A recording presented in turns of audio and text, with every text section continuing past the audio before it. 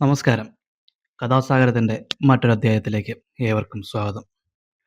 ഓണക്കാലമൊക്കെ അടുത്ത് വരുന്ന സ്ഥിതിക്ക് ഇന്ന് കഥാസാഗരത്തിൽ ഒരു പൂക്കള മത്സരത്തിൻ്റെ കഥയാണ് പറയാൻ പോകുന്നത്. ഞങ്ങളുടെ ഓഫീസിൽ നടന്ന ഒരു പൂക്കള മത്സരത്തിൻ്റെ കഥ.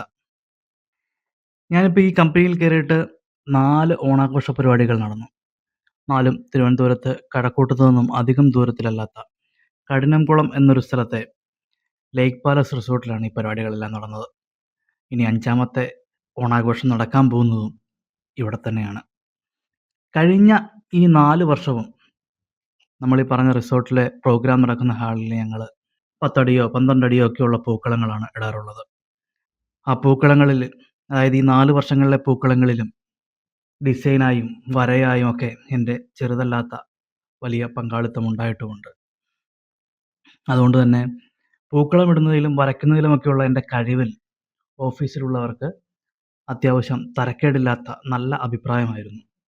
അങ്ങനെ ഈ പറഞ്ഞ 2ാമത്തെ വർഷം നടത്തിപ്പ് കമ്മിറ്റിയിൽ ഒരംഗമായി ഞാനും. ഓരോ വർഷവും ഓരോ ടീമാണ് പരിപാടികൾ ഓർഗനൈസ് ചെയ്ത് നടപ്പാക്കുന്നത്. ആ വർഷം ആർപ്പോ 23 എന്നായിരുന്നു ആ പരിപാടിയുടെ പേര്. ആർപ്പോ 23യിൽ ഞങ്ങൾ പുതുതായി ഒരു ഓണപ്പൂക്കള മത്സരമാണ് നടത്തി. പൊതുവെ 4ഓ 5ഓ ടീമുകളായിട്ടാണ് ഓണപ്പരിപാടികൾ നടത്തുന്നത്. അന്ന് 5 ടീമുകളാണെന്നാണ് എൻ്റെ ഓർമ്മ. ഓരോ ദിവസവും ഓരോ ടീം ഓഫീസിന് മുന്നിലെ സ്പേസിൽ പൂക്കളമിടും. അതിനെ ഇവാലുവേറ്റ് ചെയ്ത് അവസാന ദിവസം റിസൾട്ട് പറയുകയാണ് ചെയ്യുന്നത്. അക്കൊല്ലം അത് ഗംഭീരമായിട്ട് നടന്നു. തൊട്ടടുത്ത വർഷത്തെ കമ്മിറ്റി ഓണപ്പൂക്കള മത്സരം കുറച്ചുകൂടി പൊലിപ്പിച്ചു. ഓഫീസിന് മുന്നിൽ എന്നത് മാറ്റി ബിൽഡിങ്ങിൻ്റെ എൻട്രൻസിൽ തന്നെ എല്ലാവർക്കും ഒരുമിച്ചിടാവുന്ന നിലയിലേക്ക് അവർ ആ ഓണപ്പൂക്കള മത്സരത്തെ മാറ്റി. അത്തവണ ഞാനൊരു ടീമിൻ്റെ ക്യാപ്റ്റനാണ്. സ്വാഭാവികമായും വരയ്ക്കാനും ഡിസൈൻ ചെയ്യാനും കഴിവുള്ള എൻ്റെ കയ്യിൽ തന്നെ എല്ലാവരും ആ പൂക്കളത്തിൻ്റെ ഉത്തരവാദിത്വം ഏൽപ്പിച്ചു. അല്ല, ഞാനങ്ങ് ഏറ്റെടുത്തു. ആ ഒരു ഓണ സമയത്താണ്, അതായത് 24-ലെ ഓണക്കാലത്താണ് നമ്മുടെ വയനാട്ടിലെ ചൂരൽമലയിൽ ഉരുൾപൊട്ടൽ ദുരന്തമുണ്ടായത്. അതുകൊണ്ട് അന്ന് പലയിടങ്ങളിലും ആഘോഷങ്ങൾ മാറ്റിവെക്കപ്പെടുകയും ഓണാഘോഷങ്ങൾ ഒഴിവാക്കുകയും ഒക്കെ ചെയ്തൊരു കാലഘട്ടമായിരുന്നു. അതുകൊണ്ട് നമ്മളുടെ ഓണാഘോഷത്തിലേക്ക് അല്ലെങ്കിൽ നമ്മളുടെ പൂക്കളത്തിലേക്ക് ആ ഒരു തീം കൂടി ഞാൻ ഉൾപ്പെടുത്താൻ തീരുമാനിച്ചു. ആ തീമെന്ന് പറഞ്ഞു കഴിഞ്ഞാൽ ദുരന്തത്തിൽ ഒറ്റപ്പെട്ടു പോയവരെ കൂടി ചേർത്ത് സമൂഹത്തിലെ ആഘോഷങ്ങളിലേക്ക് തിരികെ കൊണ്ടുവരിക എന്നൊരു സന്ദേശം നൽകുന്ന തരത്തിലുള്ളൊരു തീം സെലക്ട് ചെയ്യാൻ ഞാൻ തീരുമാനിച്ചു. അങ്ങനെ ഹൃദയത്തിൽ വയനാട് എന്ന കൺസെപ്റ്റിൽ ഞാനൊരു ഡിസൈൻ തയ്യാറാക്കി. ഡിസൈൻ വളരെ സീക്രട്ടായിട്ടാണ് ഇരിക്കുന്നത്. കാരണം ചോർന്നു കഴിഞ്ഞാൽ ഈ ഒരു തീം ചോർന്നു കഴിഞ്ഞാൽ ഇതേ തീമിൽ തന്നെ മറ്റ് ഉള്ളവരും പൂക്കളം ഇടുമോ എന്നുള്ളൊരു പേടി.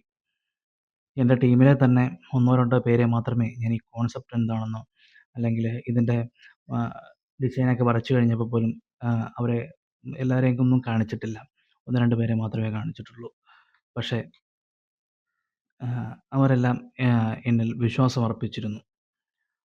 അങ്ങനെ പൂക്കളം ഇടുന്നതിൻ്റെ തലേദിവസമായി എല്ലാവരോടും ഈ ടീമിലുള്ള എല്ലാവരോടും പിരിവിട്ട് പൂക്കളും ഒക്കെ വാങ്ങി രാത്രിയിരുന്ന് പൂ ഒരുക്കുന്നതിനിടയിലാണ് ഞാൻ ഈ ഡിസൈൻ എല്ലാവരെയും കാണിക്കുന്നത്. ഭൂരിപക്ഷവും അതിൽ ഇംപ്രസ്സായി. ബാക്കിയുള്ള കുറച്ച് പേര് അഹങ്കാരികൾ, അവർ കുറച്ച് സംശയങ്ങളുമായിട്ട് വന്നു. ഇത് വരയ്ക്കാൻ പറ്റുമോ, ഇതിന് സമയത്ത് തീരുമോ എന്നൊക്കെ. പക്ഷേ എനിക്ക് യാതൊരുവിധ കോൺഫിഡൻസ് കുറവുണ്ടായില്ല. കാരണം കഴിഞ്ഞ പല ദിവസങ്ങളിലും രാത്രിയിൽ റൂമിൽ ചെന്ന് കഴിഞ്ഞിട്ട് റൂമിലെ ഫ്രണ്ട്സൊക്കെ ഉറങ്ങിക്കഴിയുമ്പോൾ അവരുടെ റൂം പുറത്തുനിന്ന് ഞാൻ കുറ്റിയിട്ടിട്ട് ഞങ്ങളുടെ റൂമിൻ്റെ സിറ്റ് ഔട്ടിൽ ഒരു വലിയ ഏരിയയുണ്ട്. അവിടെ ഞാൻ ഇതേ വലിപ്പത്തിൽ സ്വന്തമായി ഈ പൂക്കളം വരയ്ക്കും.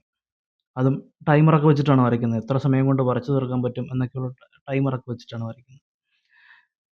അങ്ങനെ 2 ദിവസം വരച്ചപ്പോഴും 45 മിനിറ്റ് കൊണ്ട് എനിക്ക് ഇത് വളരെ വൃത്തിയായിട്ട് അത് വരച്ച് കംപ്ലീറ്റ് ചെയ്യാൻ പറ്റി. പിന്നെ ബാക്കി പൂവിടുന്ന കാര്യമേ ഉള്ളൂ. ഞാൻ അവരുടെ അടുത്ത് പറഞ്ഞു, ഒറ്റയ്ക്ക് 45 മിനിറ്റിൽ എനിക്ക് പൂക്കളം തീർക്കാൻ പറ്റുമെന്നുണ്ടെങ്കിൽ ഇവിടെയുള്ളവരുടെ ഒരു ഹെൽപ്പും കൂടി കിട്ടുമ്പോൾ ഒരു 30-35 മിനിറ്റിൽ ഒക്കെ നമുക്കിതിനെ ഭംഗിയായി വരച്ചു തീർക്കാൻ പറ്റും. ബാക്കി സമയം മുഴുവൻ നമുക്ക് പൂവിടാൻ വേണ്ടി എടുക്കാം. അഹങ്കാരികളായ ടീം മെമ്പേഴ്സിനെ വിശ്വസിപ്പിക്കാൻ വേണ്ടി ഞാൻ അന്ന് രാത്രികളിൽ വരച്ച പടങ്ങൾ വരെ കാണിച്ചു കൊടുക്കേണ്ടി വന്നു. അവർ ഗത്യന്തരമില്ലാതെ അത് വിശ്വസിച്ചു. അങ്ങനെ മുന്നോട്ട് പോയി. ഈ പെർഫെക്ഷന് ഒരു വിട്ടുവീഴ്ചയും ഇല്ലാത്തതുകൊണ്ട് ലഭ്യമായ പൂക്കൾ വെച്ചുകൊണ്ട് അവസാന മണിക്കൂറുകളിൽ പോലും ഞാൻ ഡിസൈനിൽ മാറ്റങ്ങൾ വരുത്തി. എല്ലാവരും പൂവ് ഒരുക്കിക്കൊണ്ടിരിക്കുന്ന സമയത്ത് ഞാൻ ഒരു ലാപ്ടോപ്പും തുറന്ന് വെച്ച് ഡിസൈനിലെ മാറ്റങ്ങൾ വരുത്തിയത് എല്ലാവരും ശ്രദ്ധിച്ചു. അത് ഞങ്ങളുടെ ടീം മാത്രമല്ല, മറ്റുള്ളവരും ശ്രദ്ധിച്ചു. അങ്ങനെ 100-ൽ 100ഉം സെറ്റാക്കിയ ഞങ്ങൾ മത്സരത്തിൻ്റെ സമയം വന്നപ്പോൾ തന്നെ പതറി. 45 മിനിറ്റിൽ തീർത്ത പൂക്കളം ഞാനവിടെ 45 മിനിറ്റ് കഴിഞ്ഞിട്ടും സർക്കിളുകൾ വരച്ചു തീർക്കാൻ കഴിയാതെ വട്ടം കറങ്ങി. ഇനിയുമുണ്ട് വരയ്ക്കാൻ. കേരളവും ഹൃദയത്തിൽ വയനാടും ഒക്കെ വരയ്ക്കാനുണ്ട്. പണി ശരിക്ക് പാളി. ആ തണുത്ത പ്രഭാതത്തിലും ഞാൻ നല്ലപോലെ വിയർത്തു. അവസാനം വാരിക്കൂട്ടി ഒരുവിധം ഞങ്ങൾ സമയത്ത് തന്നെ ഫിനിഷ് ചെയ്തു. ഞങ്ങളുടെ പൂക്കളത്തിന് മാർക്കിടേണ്ടതിൻ്റെ ആവശ്യകത ഉണ്ടായിരുന്നില്ല. 4-ാം സ്ഥാനം ഞങ്ങൾ തന്നെ ഉറപ്പിച്ചിരുന്നു. മറ്റുള്ള 3 ടീമിൻ്റെ പൂക്കളവുമായി നോക്കുമ്പോൾ ഞങ്ങളുടേതിന് കളറില്ല, പെർഫെക്ഷൻ ഇല്ല. കേരളവും വയനാടും ഹൃദയവും ഒന്നുമില്ല. അമ്പേ പരാജയം. നേരത്തെ പറഞ്ഞില്ലേ 12 അടിയുടെ പൂക്കളമിട്ടുണ്ടാക്കിയ അഭിപ്രായം. അത് ഏത് വഴി പോയെന്ന് എനിക്കറിയില്ല. മറ്റുള്ളവർക്ക് കളിയാക്കാനും വയ്യ, കളിയാക്കാതിരിക്കാനും വയ്യ എന്ന അവസ്ഥയായി. ചിലരൊക്കെ വന്ന് പറഞ്ഞു കൊള്ളാം, ചിലരൊക്കെ പറഞ്ഞു കുഴപ്പമില്ല എന്നൊക്കെ പറഞ്ഞ് ഇങ്ങനെ പോയി. ഒന്ന് പതറി, അല്ല വീണു. പക്ഷേ അങ്ങനെ വെറുതെ അങ്ങ് തോക്കാൻ പറ്റില്ലല്ലോ. ആ സീൻ നമ്മൾ വാചകമടിച്ചങ്ങ് തിരിച്ചു പിടിച്ചു. പൂക്കളത്തിന് മാർക്കിടാൻ വന്ന ജഡ്ജിൻ്റെ അടുത്ത് എക്സ്പ്ലെയിൻ ചെയ്യാൻ വേണ്ടി വിളിച്ചപ്പോൾ മുഖത്ത് വിഷാദഭാവം വരുത്തി നെഞ്ചിനു മുകളിലേക്ക് കൈ ചേർത്ത് വെച്ചൊരു പ്രകടനമായിരുന്നു. ഹൃദയത്തിൻ്റെ ഭാഷയിൽ വയനാട് ദുരന്തത്തിൽ ജീവൻ നഷ്ടപ്പെട്ടവർക്ക് ആദരാഞ്ജലികൾ അർപ്പിച്ചുകൊണ്ടായിരുന്നു തുടക്കം.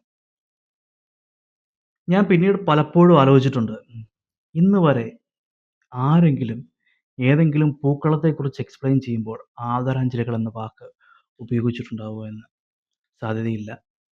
കാരണം അവർക്ക് ഇങ്ങനെ ഒരു അവസ്ഥ ഉണ്ടാവാൻ വഴിയില്ലല്ലോ. ഞാൻ പിന്നെ അങ്ങ് കത്തിക്കയറി. ദുരിതത്തിൽപ്പെട്ടവരെ ഓർത്ത് വിഷമിച്ച് മാറിയിരിക്കുകയല്ല വേണ്ടെന്നും അവരെ ചേർത്ത് പിടിച്ച് ആഘോഷങ്ങളിലേക്ക് മടക്കി കൊണ്ടുവരികയാണ് വേണ്ടതെന്നും ഒക്കെ തട്ടിവിട്ടു. പൂക്കളത്തിന് കളറ് കുറഞ്ഞതിന് ഞാനപ്പോൾ ഒരു കാരണമുണ്ടാക്കി. ഇത്തവണ കളറ് കുറഞ്ഞ ഓണമായതുകൊണ്ടാണ് മനഃപൂർവ്വം കുറഞ്ഞ കളറുള്ള പൂക്കൾ ഞങ്ങളിട്ട് അതേ രീതിയിലുള്ള ഡിസൈൻ തയ്യാറാക്കിയിരിക്കുന്നതെന്നും ഞാൻ തട്ടിവിട്ടു. പൂക്കളം പൊളിഞ്ഞെങ്കിലും ഡയലോഗടി ഹിറ്റായി. അത് ചർച്ചയുമായി. എന്തായാലും 3 വർഷങ്ങൾക്കിപ്പുറവും ഓരോ ഓണത്തിനും ആ പൊളിഞ്ഞ ഹൃദയത്തിൽ വയനാട് എന്ന സന്ദേശത്തിലിട്ട പൂക്കളവും എൻ്റെ വാചകമടിയും സംസാര വിഷയമാവുന്നുണ്ട് ഓഫീസിൽ. എല്ലാവരുടെയും ഓർമ്മകളിലേക്ക് ചേക്കേറാൻ ആ പൂക്കളത്തിനും ആ സംസാരത്തിനും സാധിച്ചു എന്ന് വിശ്വസിച്ചുകൊണ്ട് നന്ദി.